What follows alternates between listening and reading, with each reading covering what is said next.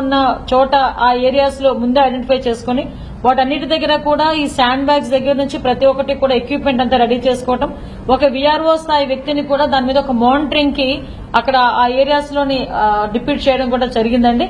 So ఎక్కడ కూడా ఎటువంటి బ్రీచెస్ కానీ అటువంటి ఇబ్బంది లేకుండా చూసుకునే బాధ్యత కూడా తీసుకుంటున్నాం.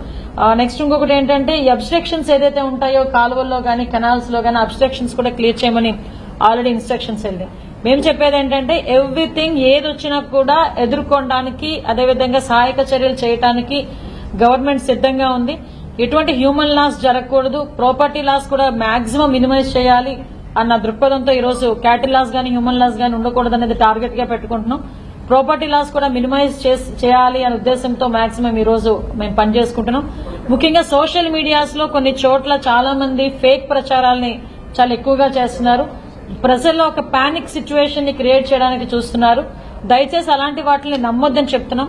ప్రతి జిల్లాలో కూడా ఈ ఫ్యాక్ట్ ఫైండింగ్ ఏరియా మేము ఒక సెల్ ను కూడా ఏర్పాటు చేసుకున్నాం. ఎక్కడ కూడా అటువంటి పరిస్థితులు ఏదైనా వస్తే గనక సోషల్ మీడియాలో ఇటువంటి ఫేక్ ప్రచారాలు చేసే వాళ్ళ మీద కఠినమైన చర్యలు ఉంటాయి. ఎందుకంటే ప్రజల్ని పానిక్ చేసి ప్రజల్ని ఇబ్బంది పెట్టే పరిస్థితులు క్రియేట్ చేస్తే గనక ఎటువంటి వాళ్ళ మీద చర్యలు తీసుకోవడానికి గవర్నమెంట్ సిద్ధంగా ఉంది.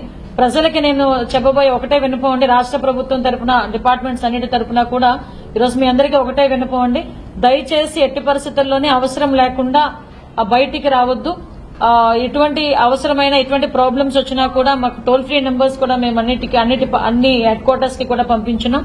ఆ టోల్ ఫ్రీ నెంబర్స్ కి మీరు ఇన్ఫార్మ్ చేయాలని మనస్ఫూర్తిగా నేను కోరుకుంటున్నానండి.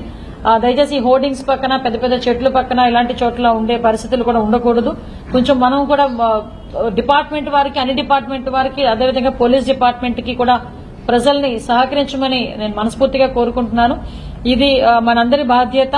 ఇప్పుడు ఇటువంటి సైక్లోన్ సిచ్యువేషన్స్ లో హుదూద్ లాంటి సిచ్యువేషన్ నే ఆ రోజు మనం గౌరవ ముఖ్యమంత్రి చంద్రబాబు నాయుడు గారు అప్పుడు ఎలా హ్యాండిల్ చేశారో మీ అందరికీ తెలుసు.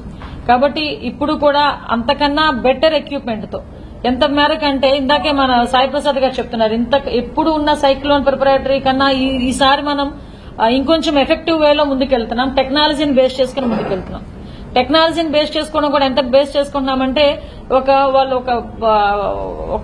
వాళ్ళకి టేబులర్ ఫామ్ కూడా ఇచ్చి ఆన్లైన్ లో ఎక్కడైనా ఏమైనా ఇబ్బంది అయితే ఏ డిపార్ట్మెంట్ లో ఇబ్బంది అయినా కూడా అక్కడ టేబులర్ ఫామ్ లో కనుక మాకు ఇన్ఫార్మ్ చేస్తే ఇమీడియట్ గా ఇక్కడ డిజాస్టర్ మేనేజ్మెంట్ ఆఫీస్ కి కూడా అది చేరే పరిస్థితి.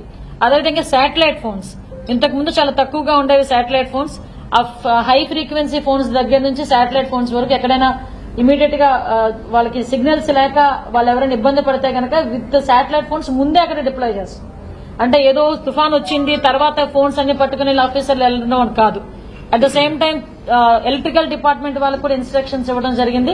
ఎక్కడైతే మనకి ఎఫెక్ట్ అవుతుంది అని మనం ముందుగానే